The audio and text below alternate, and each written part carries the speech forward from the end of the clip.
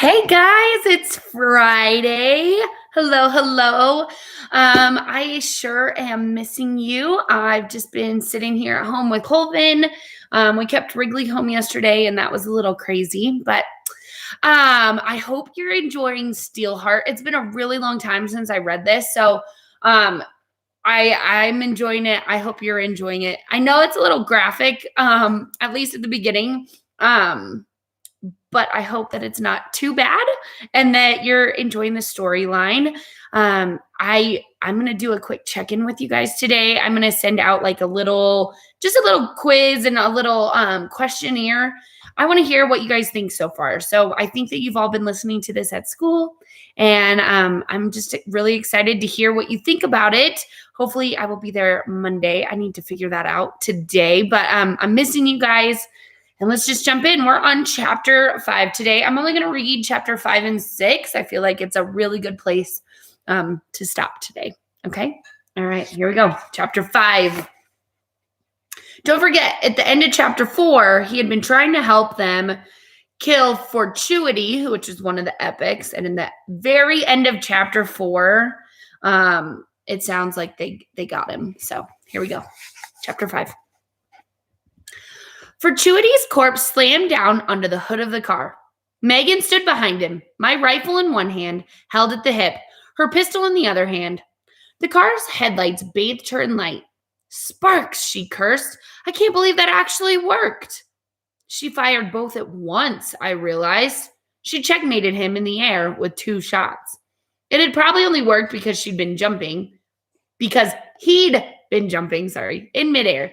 It would have been harder for him to jerk out of the way, but still, shooting like that was incredible. A gun in each hand, one of them a rifle? Sparks, I thought, echoing her. We'd actually won. Megan pulled Fortuity's body off the hood and checked for a pulse. Dead, she said. Then she shot the body twice. And double dead, to be certain. That's a little morbid. Sorry, guys. At that moment, about a dozen of Spritz thugs appeared at the end of the alleyway, sporting Uzis. Coffee break, sorry. I swore, scrambling into the backseat of the car. Megan jumped onto the hood and slid through the shattered windshield, ducking down into the passenger seat as a hailstorm of bullets slammed into the vehicle. I tried to open the back door, but, of course, the walls of the alleyway were too close. The back window shattered and puffs of stuffing flew from the seats as they were shredded by Uzi fire. Calamity, I said. Glad it's not my car. Megan rolled her eyes at me and then pulled something out of the top, a small cylinder like a lipstick case. She twisted the bottom, waited for a lull in the bullets, then lobbed it out the front window. What was that? I yelled over the shots. I was answered by an explosion that shook the car, blowing scraps of trash from the alleyway across us. The bullets stopped for a moment, and I could hear men crying out in pain. Megan, still toting my rifle, hopped over the torn-up seat and lithely slipped through the broken back window, then ran for it.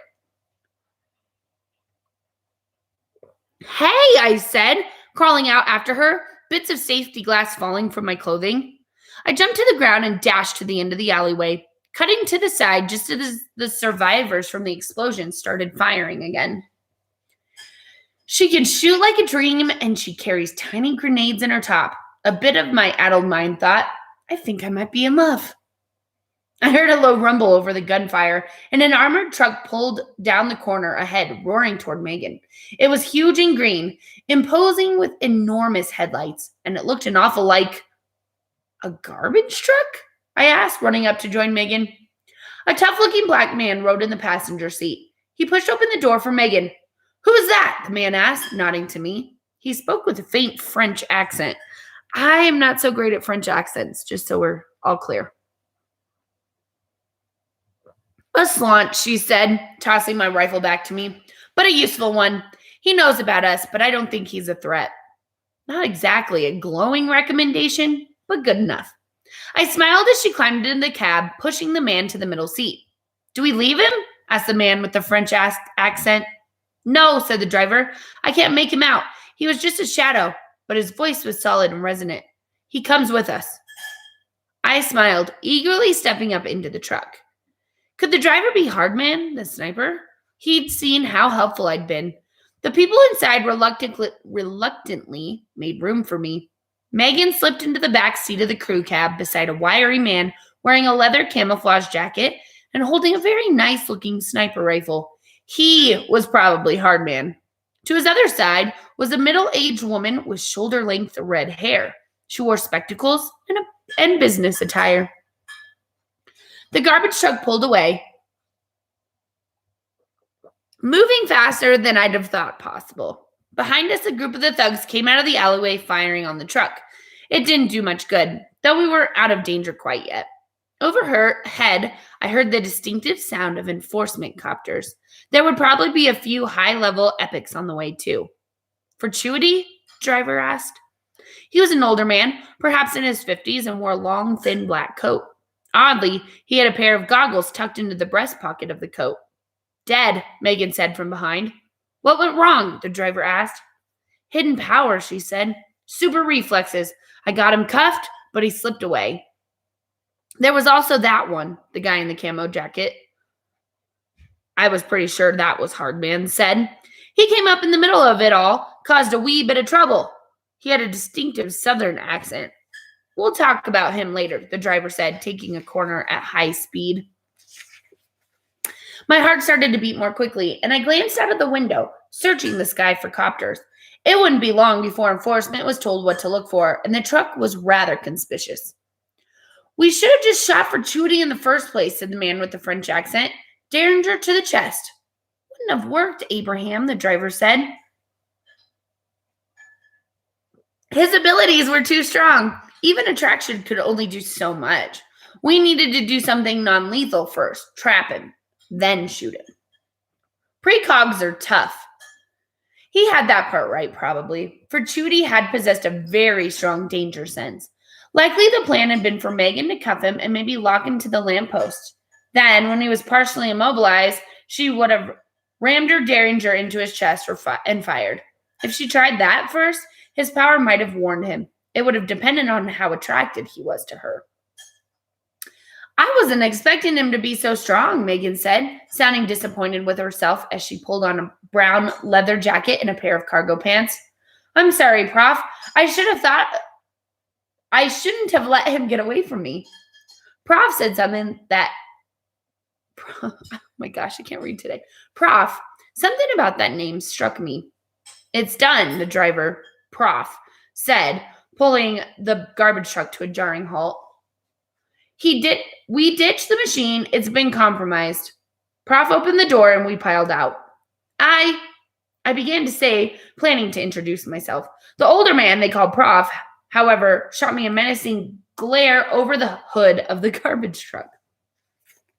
I cut myself short, choking on my words. Standing in the shadows with this long jacket and that grizzled face, hair peppered with gray, that man looked dangerous. Apparently I need more coffee to read today.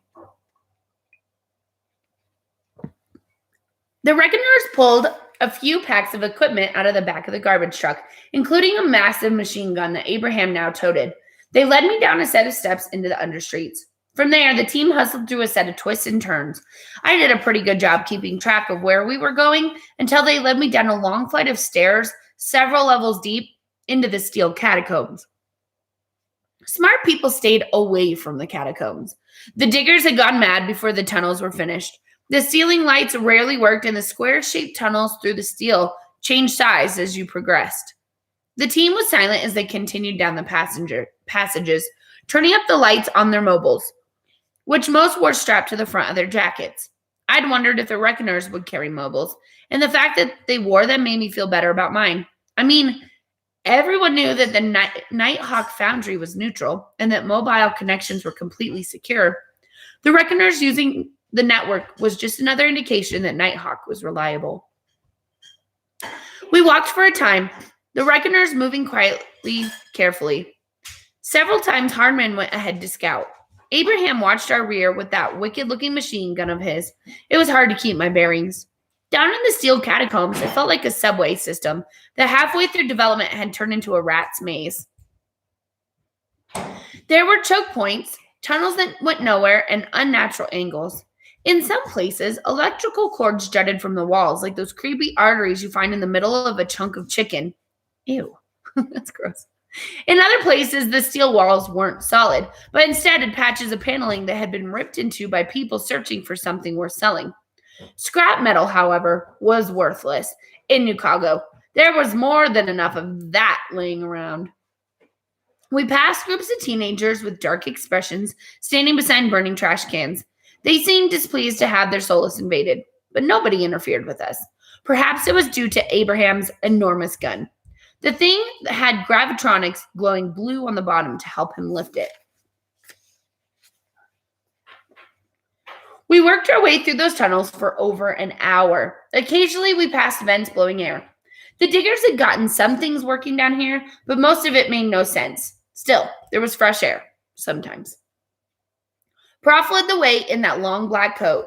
It's a lab coat, I realized as we turned another corner, one that's been dyed black. He wore a black button shirt beneath it.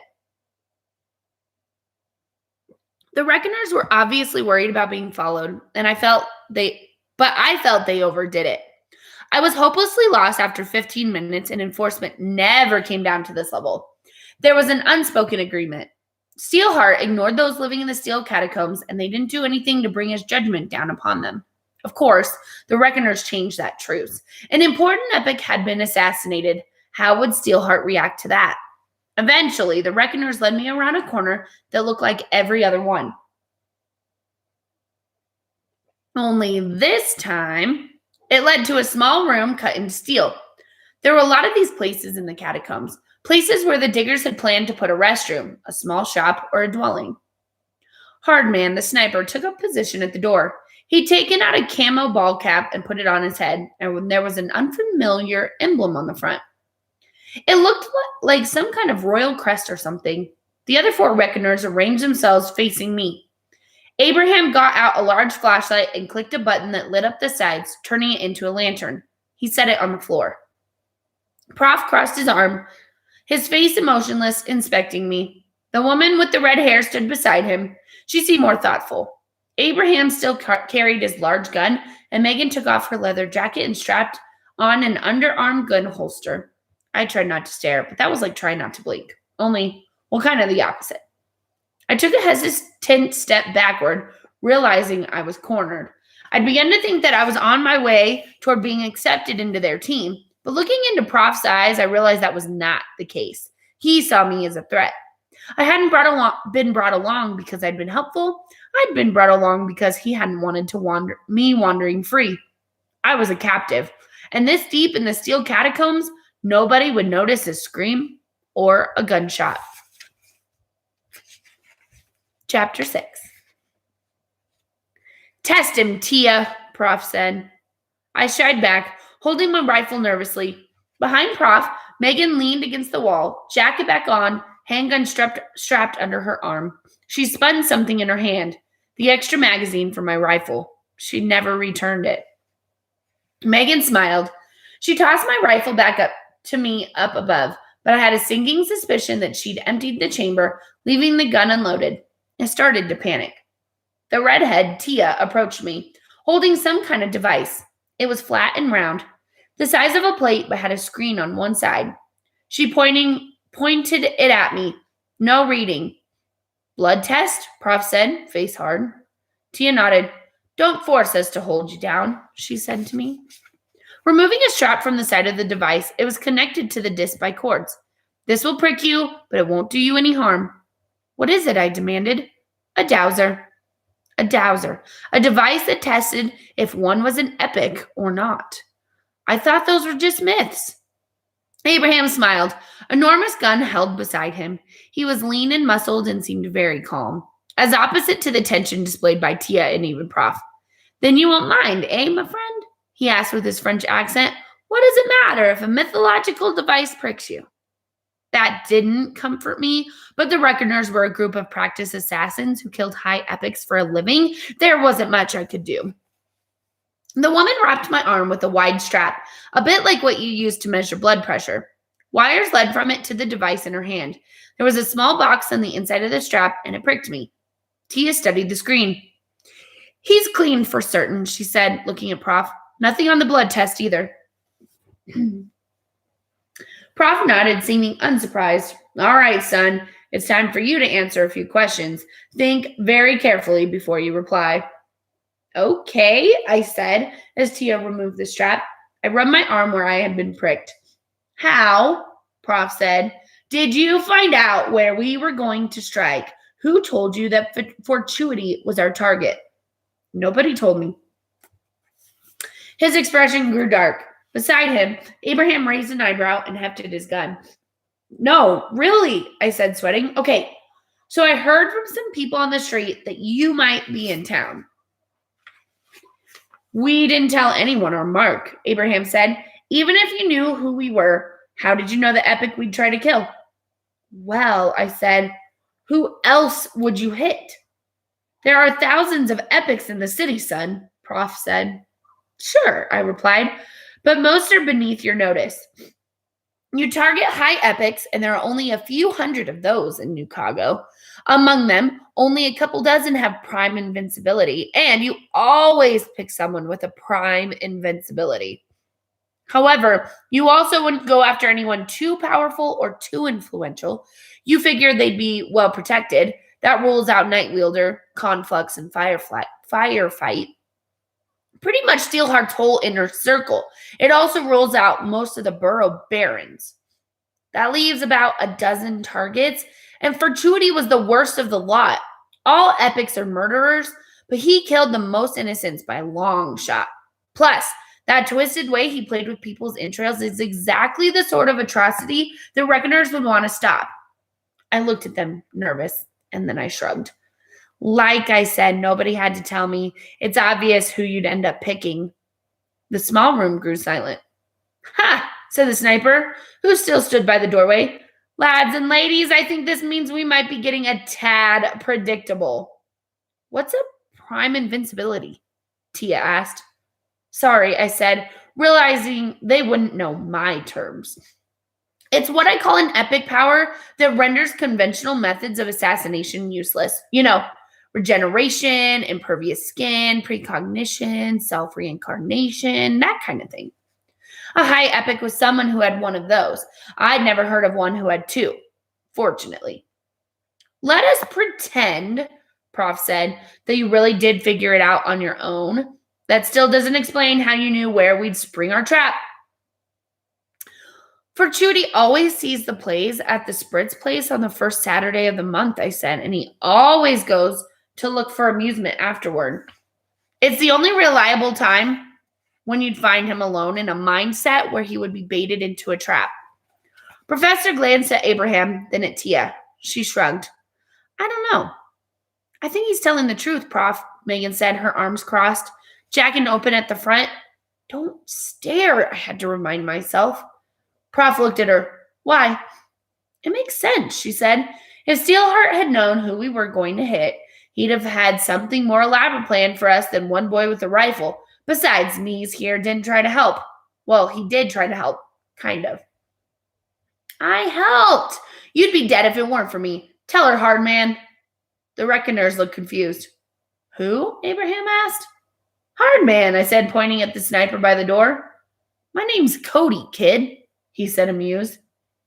Then where's Hard Man? I asked. Megan told me he was up above watching us with his rifle too. I trailed off. There never was a sniper up above, I realized. At least, not one specifically told to watch me. Megan had just said that to make me stay put. Abraham laughed deeply. Got caught by the old invisible sniper gag, huh? Had you kneel in there thinking you'd be shot any moment. Is that why she calls you Dees? I blushed. All right, son, Prof said, I'm going to be nice to you and pretend none of this ever happened. Once we're out that door, I want you to count to 1,000 really slowly. Then you can leave. If you try to follow us, I'll shoot you. He waved to the others. No, wait, I said, reaching for him.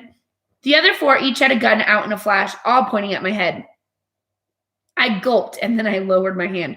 Wait, please, I said a little more timidly. I want to join you.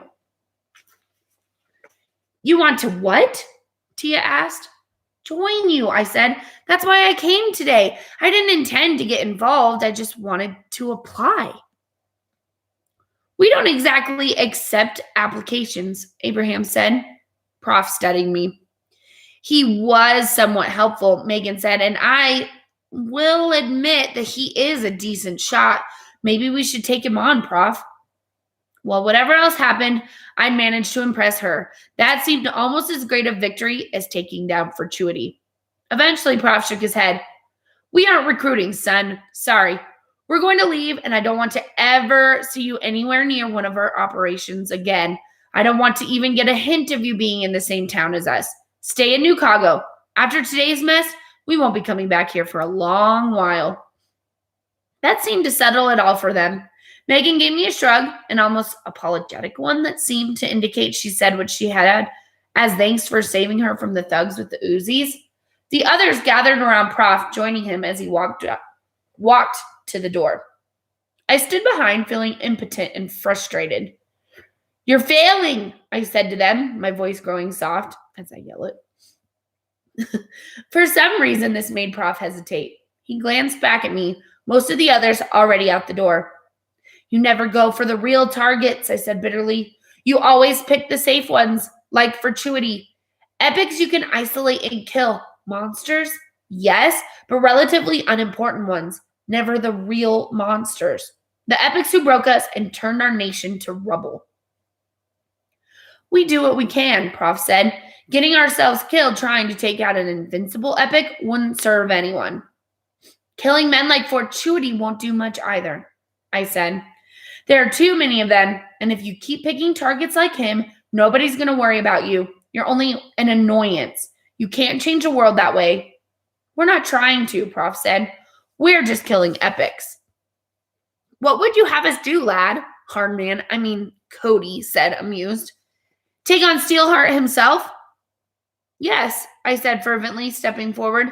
You want to change things? You want to make them afraid? He's the one to attack. Show them that nobody's above our vengeance. Prof shook his head. He continued on his way, black lab coat rustling. I made this decision years ago, son. We have to fight the battles we have a chance of winning. He walked out into the hallway. I was left alone in the small room.